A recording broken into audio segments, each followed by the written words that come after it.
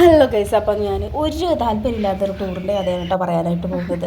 നമ്മൾ കൂർഗിലേക്ക് ഗോൾഡൻ ടെമ്പിളും അതുപോലെ തന്നെ കൂർഗ് ഒന്ന് വെറുതെ കറങ്ങി വരാം, ഒന്ന് മാറി നിൽക്കണം, ഒരു 2 ദിവസത്തെ ടൂർ എന്നുള്ള നിലയ്ക്ക് നമ്മൾ പോയിട്ടുണ്ടായിരുന്നു കേട്ടോ. അപ്പോൾ ശരിക്കും പറഞ്ഞാൽ ഞാൻ ഊട്ടിയായിരുന്നു പ്ലാൻ ചെയ്തത്. അപ്പോൾ നമുക്ക് കുറച്ച് തണുപ്പും അങ്ങനെയൊക്കെയുള്ളൊരു നല്ലൊരു അന്തരീക്ഷമല്ലേ നമുക്ക് ഇഷ്ടപ്പെടാം. പക്ഷേ എനിക്ക് കൂർഗ് അത്രയ്ക്ക് ഇഷ്ടപ്പെട്ടൊന്നുമില്ല. ചിലർക്ക് ഇഷ്ടപ്പെടുന്നത് ഇട്ടായിരിക്കും കേട്ടോ. തണുപ്പില്ല, ഒന്നുമില്ല. നമ്മുടെ ഇവിടുത്തെ എങ്ങനെയാണോ ഇതിനേക്കാളും നല്ലത് ഇവിടുത്തെ പെർളശ്ശേരി അമ്പലം അല്ലെങ്കിൽ നമ്മുടെ അതുപോലെ അങ്ങനെ എന്തെങ്കിലും കാണുന്നതായിരിക്കും എനിക്ക് തോന്നിപ്പോയിട്ടോ. Golden temple ഇഷ്ടമുള്ളവരുണ്ടായിരിക്കാം. അപ്പം നമ്മൾ പോയത് ഗോൾഡൻ ടെമ്പിളിലേക്കാണ് കേട്ടോ.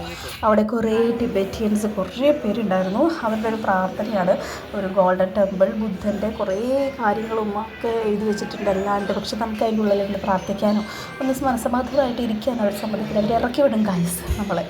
അപ്പോൾ ഫോട്ടോ വീഡിയോ ഒന്നും എടുക്കരുതെന്ന് എഴുതി വെച്ചിട്ടുണ്ട്. പക്ഷേ എടുക്കുന്നതും എടുക്കൊക്കെ അവർ കാണുന്നുണ്ട്. അതൊന്നും അവർക്ക് യാതൊരു പ്രശ്നമില്ലാത്തൊരു കാര്യം തന്നെയാണ് കേട്ടോ.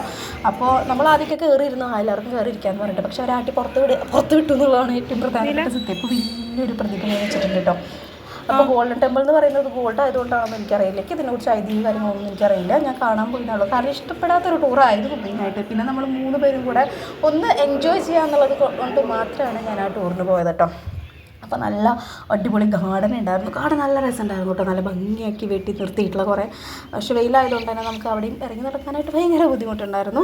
പിന്നെ മോനെ അവിടെ ഭ്രാന്ത് പിടിച്ചിടണം നടക്കുന്നുണ്ടായിരുന്നു. പിന്നെ ഇവരുടെ കുറേ പ്രാർത്ഥനയും അങ്ങനെ കാര്യങ്ങളൊക്കെ ഉണ്ടായിരുന്നു കേട്ടോ. കുറേ എന്താ പറയുക വിദേശത്തുള്ളവർ വന്നിട്ടും അവിടെ പ്രാർത്ഥന നടത്തുന്നുണ്ടായിരുന്നു, കാര്യങ്ങളുണ്ടായിരുന്നു. ഒരു നമുക്ക് എന്താ പറയുക ഒരു അങ്ങനത്തെ നമ്മൾ വിചാരിക്കില്ലേ ഒരു കാം ആൻഡ് ക്വയറ്റ് ആയിട്ടുള്ള ഒരു അന്തരീക്ഷം അതവിടെ എന്തായാലും കിട്ടില്ല കേട്ടോ. പിന്നെ നമുക്ക് കരിക്കത്ത് പിടിച്ച് വീട്ടിലേക്ക് യാത്ര കേട്ടോ. ബൈ.